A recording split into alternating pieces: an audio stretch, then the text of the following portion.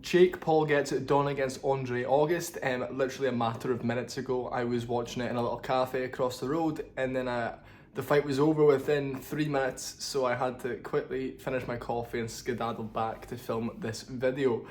Essentially, folks, a few takeaways I've got from that fight, okay? Andre August came after him early. He's kind of dipping his head, a bit of like, he looked a wee bit like Mike Tyson, a bit shorter than Jake Paul, and one of the things that like really did impress me was the fact Jake Paul was really light on his feet, just whipping that jab out there. And in the Tyron Woodley fights Jake Paul's had, his jab was not there at all.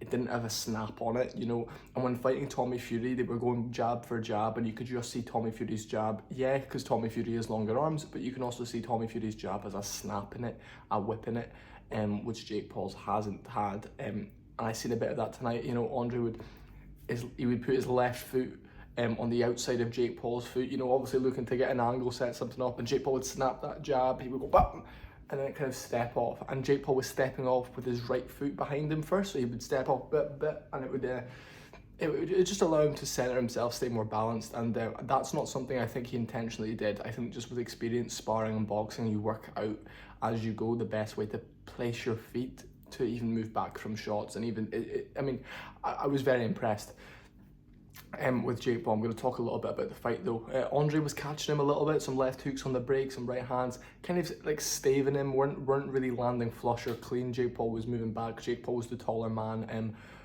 Andre didn't really get into a rhythm because, as I said, Jake Paul was jabbing him, some body shots, and then obviously the punch that ended the fight was a brutal jab and a step-in uppercut, caught him right on the side of the face, sent him down.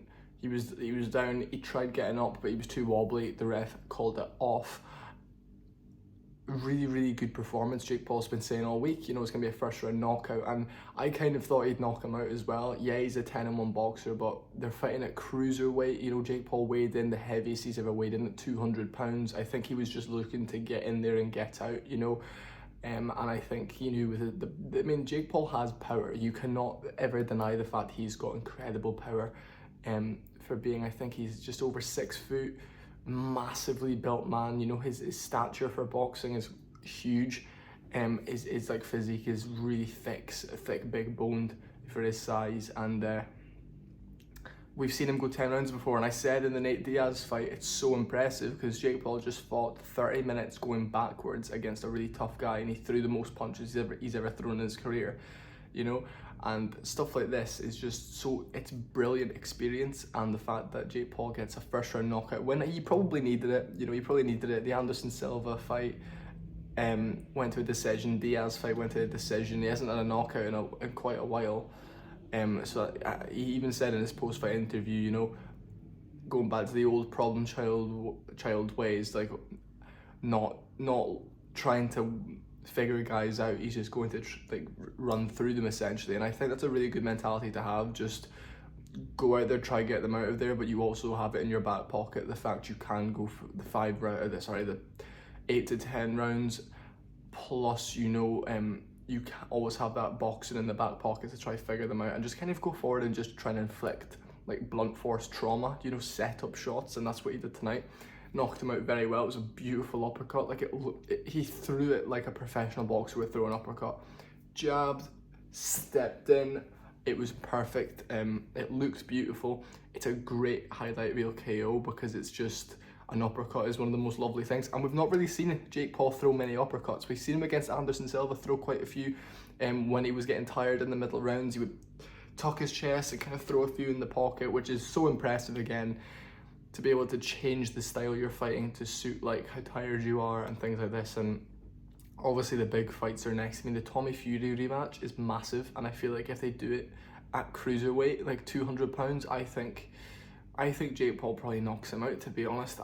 I know Tommy Fury is fast and he's good and he's durable, but I think Tommy Fury, it just doesn't have it. I mean, that's why these fights are competitive with people that have been doing it 1 to 3 years with Tommy Fury. That's why Tommy Fury can't get anyone out of there. I just don't think he has it. I mean, people can work so hard their whole lives, but they just never get there because they just don't have it. They just don't have what it takes, and they don't have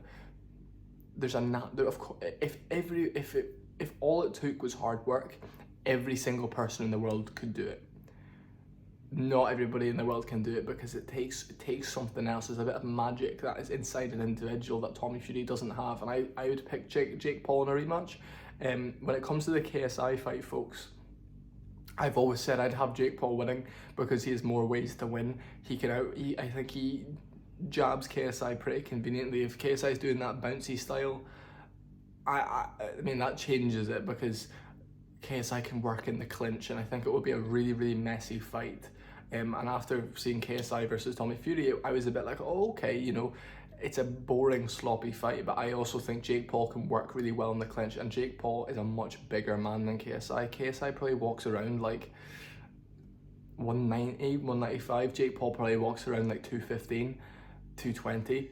And I think he does, you know, I think he in camp you lose a bit of weight. I think there wasn't much of a weight cut this time for Jake Paul, because we've seen Jake Paul compete at 180, 189, 186 I think it was, and it was 185 against Tommy Fury. So yeah, I mean the KSI fight would have to be at 183, I'd imagine, and that would be a really big cut for Jake Paul, and I actually would rather he fought heavier because he seems to do much better when he fights heavier. But he has put on so much size the past few years. If you remember when he fought Anison Geb, he was quite scrawny. He looked more scrawny, but now he's jacked. Like, he's a big unit now, and very, very impressive by Jake Paul. Really, really enjoyed that KO. That was lovely, and I want to see him versus KSI next. I think if you make that in May, that's a really good time frame.